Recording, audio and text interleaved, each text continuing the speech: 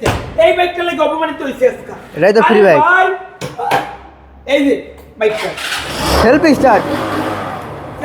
কিন্তু এই বাইকটা পাইছে তিনজন মানুষ তিনজন ব্যক্তি তো তিনজন থেকে ভিডিওটা একটু স্কিপ করো মানে অফ রাখো তিনজনের নাম হচ্ছে আনাস 7137 আরেকজন হচ্ছে সোজা 7076 আরেকজন হচ্ছে সাব্বি 8646